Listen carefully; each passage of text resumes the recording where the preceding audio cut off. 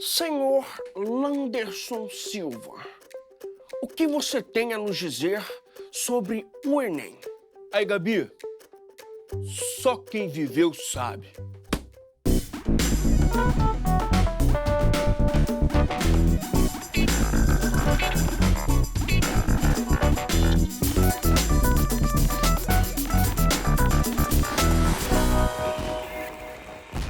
Hora do Enem no ar e hoje a gente fala de redação. Vamos treinar mais um tema. Põe aí na tela. Consequências da prática de unboxing para a sociedade brasileira. Você sabe o que é? Não. Calma que a gente te ajuda. Professora Juliana Retes, por gentileza. E aí, Tudo bem? E aí, professora, vamos começar pelo começo. O que é unboxing? O unboxing é uma prática de retirada da caixa, né? No caso do tema que a gente tem aqui, tem sido uma prática muito comum, que a gente tem visto nos vídeos do YouTube, crianças tirando, né, brinquedos de caixa, como se fosse uma atividade ali de entretenimento. Professora, para a gente ficar totalmente por dentro do assunto, bora ouvir uma especialista, advogada do Instituto Alana, Lívia Cataruzzi. Conta pra gente. Crianças gostam de ganhar brinquedos, crianças gostam de abrir presentes e crianças se comunicam bem com outras crianças. É por isso que a prática do unboxing dá tão certo e faz tanto sucesso perante o público infantil.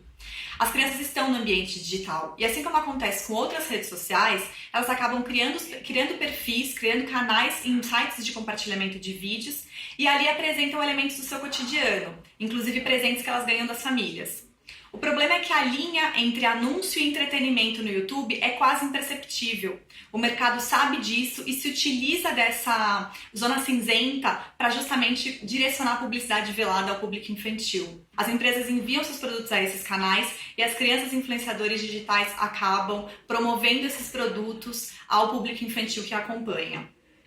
Essa prática ela é considerada ilegal pelo Código de Defesa do Consumidor, não só porque configura publicidade dirigida ao público infantil, que é proibida no artigo 37, parágrafo 2º, mas também porque fica de difícil identificação até para um adulto, quem dirá para uma criança. A publicidade ela deve ser fácil e imediatamente identificável pelo seu público-alvo.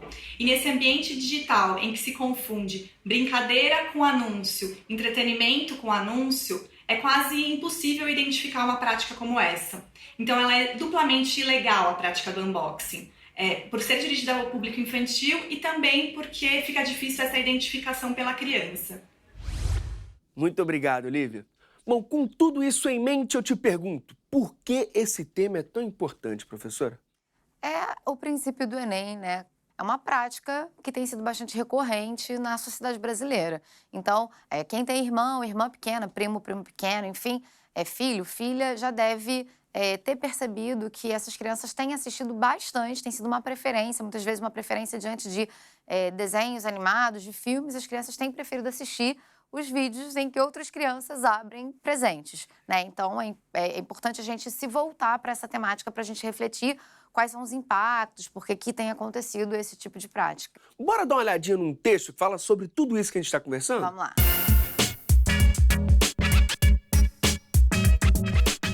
Tá aí, professora, tá contigo. Por que as crianças ficam obcecadas com vídeos de unboxing? Há quem diga que as empresas enviam brinquedos aos youtubers antes mesmo de serem colocados à venda para abastecer a demanda antes do lançamento do produto.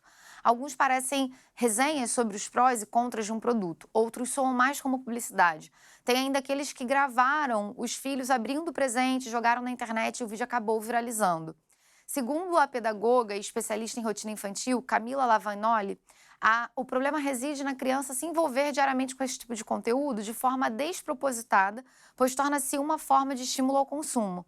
A criança pode tornar-se ansiosa e inquieta com uma sensação de incompletude, isto é, aquela ideia de que ela não tem tudo o que quer. É um texto da revista Crescer, quem quiser, é só pesquisar aí na internet que tem acesso, né? Vejo 2 pontos que eu considero importantes para a gente refletir esse tema, né? O primeiro ponto é que as empresas enviam os brinquedos às crianças, você não consegue definir se é publicidade, se não é publicidade, você tem um limite ali bastante difícil de ser identificado, uma vez que não é uma propaganda tradicional. Então a gente fica com um difícil processo de regulação dessa prática. E o outro ponto que eu acho interessante, que ele fala tem ainda aqueles que gravaram os filhos abrindo os presentes. Eu acho que a gente olha também para um outro comportamento que tem sido bastante comum, que é o comportamento de pais filmarem seus filhos. Isso, até que ponto essa exposição é saudável para as crianças, até que ponto essa exposição é segura para as crianças. Então, tem uma outra questão aí, né, que está dentro da prática do unboxing, que é a exposição dos próprios pais em relação aos seus pequenos, né? Enfim. E aí, no parágrafo seguinte, a gente tem uma causa que é de extrema relevância, que já indica, quando a gente volta para o nosso tema, né, que são as consequências, já indica uma consequência. A gente está falando aí de um comportamento de um consumidor, né, em potencial, mas de um consumidor que vai consumir de maneira excessiva, possivelmente. É uma hipótese, né? A gente não pode dizer que as crianças que assistem a esse vídeo vão ficar consumidoras. Todas, né? Até porque elas não compram. Elas vão pedir. E aí quem vai dar ou não vão ser os pais, a família de maneira geral. Você cria uma sensação de incompletude. Porque é a lógica da publicidade. A publicidade, ela cria necessidades. Se ela não criasse necessidades, a gente não compraria, né? Não são necessidades fisiológicas, necessidades reais, né? São criações de desejos e de necessidades. Bom, professor, nosso segundo texto de hoje, como já está na tela, é uma tirinha. Sempre que a gente encontrar um gênero que a gente chama, né, de gênero híbrido, porque ele tem uma linguagem verbal e uma linguagem não verbal, o candidato ou candidata tem que dar atenção máxima à linguagem verbal e à linguagem não verbal. Às vezes, até nas questões de interpretação de texto, a pessoa acaba escorregando porque não prestou atenção na imagem, porque focou só no que estava escrito. A gente tem a tirinha aí do Armandinho, né? Ele tá olhando a televisão. Eu tô meio que narrando, parece meio óbvio, mas é isso. Eu tenho que olhar quadro a quadro para ver o que está sendo mostrado. É isso aí. E aí, ele vai dizer, algumas propagandas são doidas, né? Parece que tentam me convencer a querer o que eu não preciso, que foi exatamente o que eu falei ainda há pouco, né?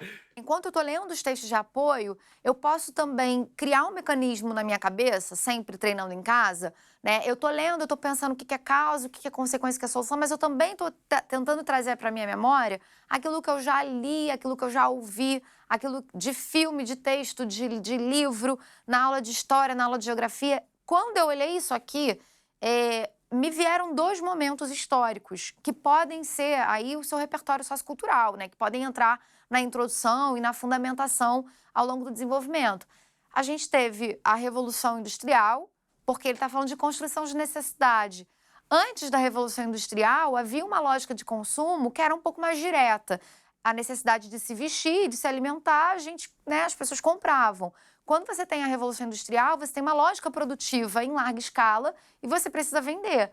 Para que você venda também em larga escala, você precisa construir desejos, você precisa criar necessidades, né? Então, a gente pode citar as duas revoluções industriais como grandes marcos de uma sociedade que vai modificar a sua lógica de consumo. E o marketing, a publicidade, o advento dos meios de comunicação vão aí ao encontro dessa lógica. O outro momento que eu acho que é interessante também, que os alunos veem, repara que eu estou falando coisas que eles viram nas aulas de história, né? Não precisa ter um nível avançado. É aula de ensino médio, que é uma expectativa da banca, é sempre uma expectativa para um candidato de ensino médio. O outro evento que eu me lembrei quando eu vi a tirinha é o American Way of Life. Né? Com o American Way of Life, esse modo de vida norte-americano que foi difundido para o mundo, a gente também tem aí introduzida uma lógica de consumo, um tipo de vida que vai trazer felicidade, que é um caminho para a felicidade e tudo mais. Um padrão, né, a seguir. Um padrão, exatamente, um padrão norte-americano, né? Que tem a ver com o consumo e que a gente está inserido, né? Assim, todos nós hoje, a gente está inserido numa lógica de consumo. E aí a gente cria os nossos filhos assim, a publicidade alimenta isso e a gente fica, né, nessa bola de neve, né? Enfim.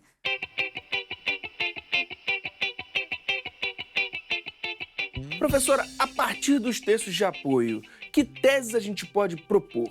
Eu sugiro sempre aos meus alunos e às minhas alunas, e a sugestão vai também para quem está assistindo a gente, que é fazer o planejamento textual. Quais vão ser as causas que eu vou trabalhar? A frase tema não pergunta causas, pergunta consequências. Então, quando eu estiver fazendo meu planejamento textual, eu vou ter que pensar em quais são essas consequências. E aí eu vou anotar lá as consequências. No meu desenvolvimento, eu vou ter que explicar por que eu estou dizendo que aquilo ali é uma consequência, né? Esse é o ponto. Depois que eu eu penso quais vão ser os 2 ou 3 argumentos que eu vou trabalhar na minha redação, acho que fica mais fácil de escrever a frase tese. Porque a frase tese é aquela frase que vai sintetizar a lógica do meu texto, ela vai sintetizar o que eu vou trabalhar.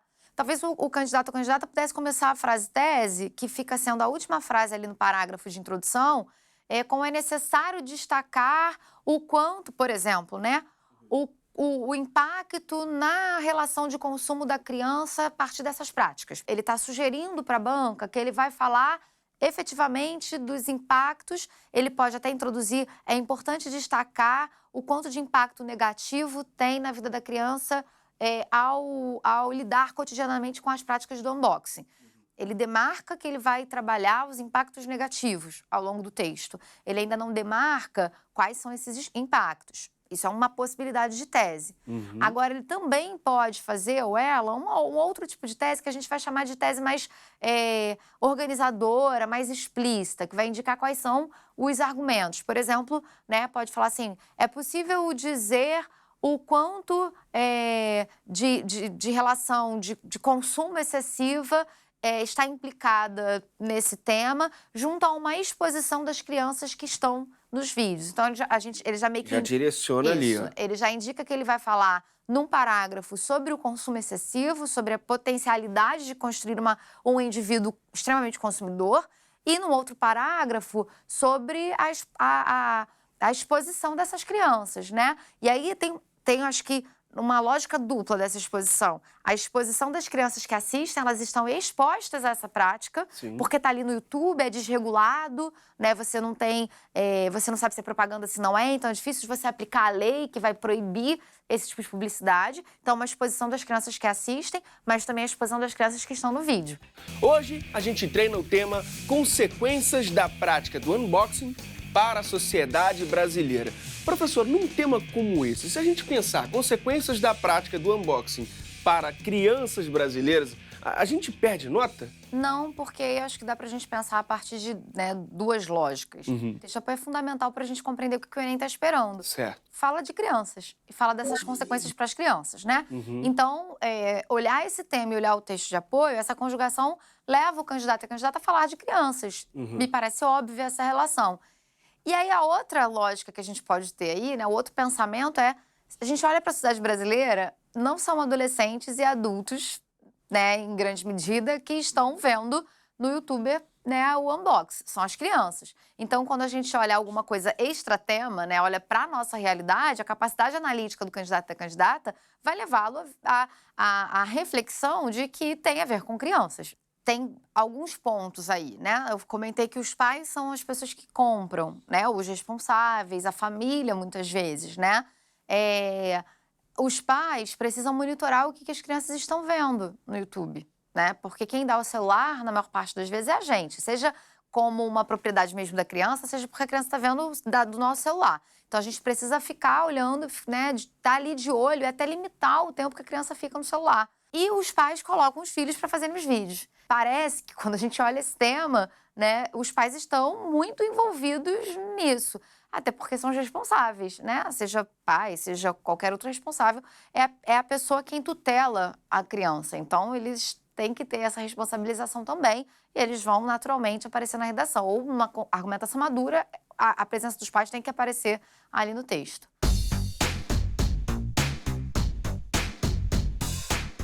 Professora, bora seguir nesse embalo e já ver um outro texto? Vamos lá. Ser? É uma resolução do Conselho Nacional dos Direitos da Criança e do Adolescente. Artigo 1º. Esta resolução dispõe sobre a abusividade do direcionamento de publicidade de comunicação mercadológica à criança e ao adolescente.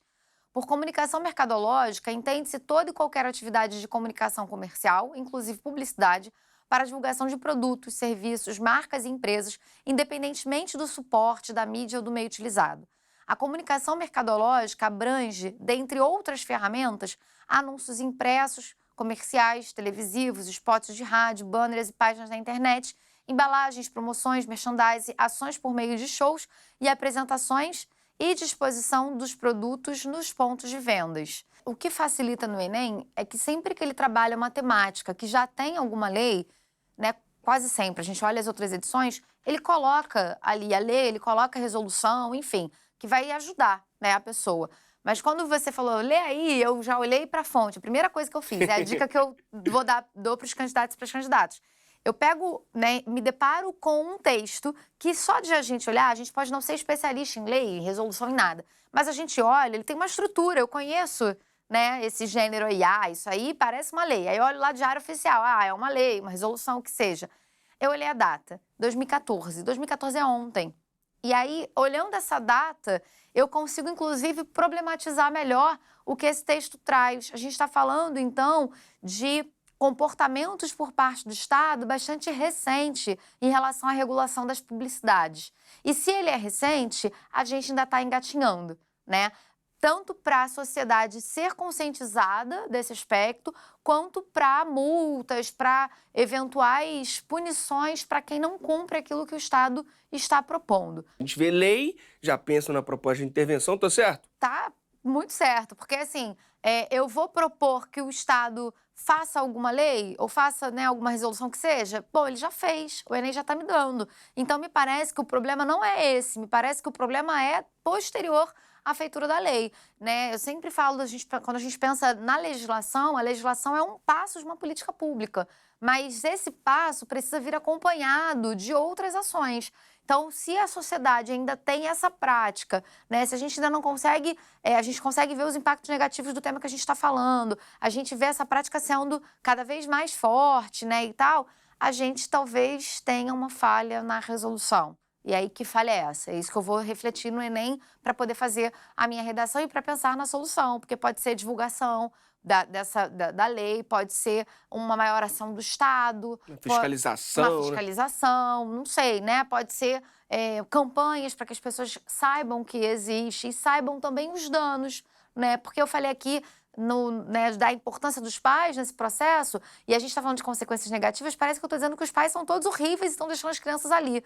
Não é bem isso, É bem porque assim. talvez a gente também ainda não tenha tido um processo reflexivo, inclusive sobre essa prática que é recente, que é a prática do unboxing. É uma surpresa pra gente, porque é recente. A gente, quando tinha 3, 4 anos, nem sabia o que era celular, né? A gente também está precisando ser educado, né, para a gente compreender qual é esse impacto para os nossos filhos, que a gente quer bem, que a gente ama, né, enfim, diante desse novo mundo. Ainda falando de proposta de intervenção, a gente não pode falar de qualquer jeito, né, professora? A gente tem que trazer um detalhamento, não pode ser tão genérico. Não pode, e aí o Enem, ele coloca isso no manual, todo ano ele divulga o manual de redação, ele muitas vezes deixa para divulgar mais perto da prova, em contrapartida ele faz poucas modificações em relação ao manual anterior. Então eu sugiro muito, né, para quem está assistindo a gente, que vá lá ao INEP, procure um manual de redação, e aí, já que o assunto é proposta, vá lá na proposta, né, que é o que a gente chama de C5, competência 5. O detalhamento, ele pode ser uma explicação ou uma explicitação acerca de um desses elementos, que é uma novidade que o Enem traz no ano passado. Pode ser para o agente, uma explicação acerca do agente, ele pode ser para a ação, ele pode ser para o meio ou ele pode ser para a finalidade. E aí é muito comum para a gente introduzir o detalhamento que a gente use mecanismos linguísticos no campo da explicação, da explicitação, como, por exemplo, pois, o que, né, que é o nosso pronome relativo aí, que vai introduzir orações que trazem explicações, né? Eu vou facilitar, por exemplo, se eu falo assim, o Estado que é responsável pela construção da legislação, isso é um detalhamento. Eu estou trazendo uma informação acerca desse agente. Deve, em parceria com a mídia, né, promover campanhas a fim de que as pessoas sejam conscientizadas acerca da situação, por exemplo. Né? Daí eu fiz uma proposta com todos os elementos, tá? Então, sugiro que a pessoa veja o manual do INEP, né? E que ela olhe as redações exemplares, que são divulgadas sempre pela mídia. A pessoa pode pegar a redação nota 1000 do ano passado e ir procurando onde está o agente, onde está o meio, onde está a ação, onde está o detalhamento, onde está a finalidade. Porque é um pouco mecanizado mesmo, né? E é uma dica que pode ajudar a fazer a proposta para alcançar a nota máxima nessa competência.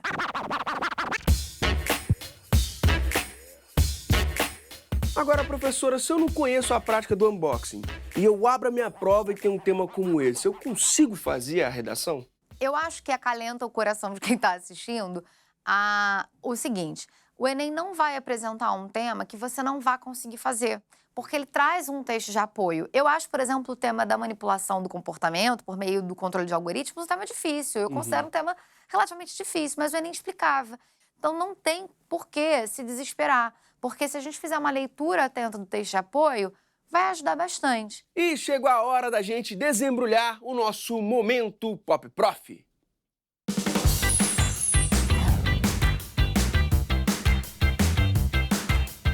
Professora, para fazer uma redação sobre unboxing, eu preciso pensar fora da caixinha? Não muito, o Enem não exige esse tipo de reflexão tão desconstruída, não, até porque o caminho é muito básico, né? Pensar em problema, pensar nas causas, nas consequências e dar solução. Não precisa ser barroco diferentão, não. E se o tema desse ano for a persistência do pensamento em permanecer na caixinha na realidade brasileira? Tema difícil, né? Acho difícil também o Enem apresentar. Eu acho que é difícil também de o aluno ou aluna ter muita facilidade para fazer, uma vez que a gente tem uma série de mecanismos na estrutura social, né, que coloca a gente sempre de maneira categorizada, né? A gente está muito limitado ainda, até em termos educacionais, né, de espaço, de conteúdo, para levar o aluno ou a aluna para esse caminho de desconstrução. Até na nossa formação também, né? É difícil pensar fora da caixa. E como encaixar uma proposta de intervenção? A gente tem que pensar qual é o problema, né? O problema é a persistência. Esse é um processo, não adianta a gente ter uma expectativa aqui do candidato para que ele pense fora da caixa. Se a formação que a gente tem dado para esse aluno ainda está dentro da caixa, se a formação que a gente está recebendo na universidade ainda está dentro da caixa. A gente lê sempre os mesmos autores. Quantos intelectuais negros a gente está lendo numa universidade brasileira, num país que tem mais negros, né, fora da África, por exemplo? Quais são as propostas de uma relação entre a formação dos professores e a comunidade no entorno? A gente está discutindo chão de escola? A gente está indo para a educação básica? Ou a gente ainda está num processo de formação de professores cujos professores desses graduandos são professores que nem tiveram na educação básica? Fizeram lá seu mestrado, seu doutorado, já foram direto da aula para a graduação e acham que a educação básica é menor, né? Como é que a gente repensa uma escola em que os professores da educação básica recebem menos do que os da educação superior? Então, tem muita coisa para ser modificada para a gente voltar lá e ir desconstruindo pensamento, né? A gente está lendo Carolina Maria de Jesus, a gente está lendo Conceição Evaristo como literaturas aí obrigatórias nas escolas? Acho que não. Então, a gente tem muita coisa para modificar. E essa foi Juliana Retes no nosso Momento Pop Prof. Professora, qual a diferença desse tema, de um tema como esse, e o tema de 2014, publicidade infantil em questão no Brasil? A gente tinha alguns aspectos nessa frase tema, e aí o texto de apoio também ajudava. Algumas pessoas acharam que era criança na publicidade. Quando ela lia o texto de apoio, ela identificava que o Enem estava problematizando a publicidade voltada para a criança, né? E aí a gente tem, o primeiro aspecto é a publicidade de maneira geral, não é o unboxing, não é esse tipo de publicidade que a gente está vendo hoje no YouTube, com pessoas com crianças que não são atores, por exemplo, que não é uma publicidade tradicional. Então, a publicidade de maneira geral, na televisão, na internet, no rádio, que seja, né? A partir de todos os meios. Esse é um ponto importante.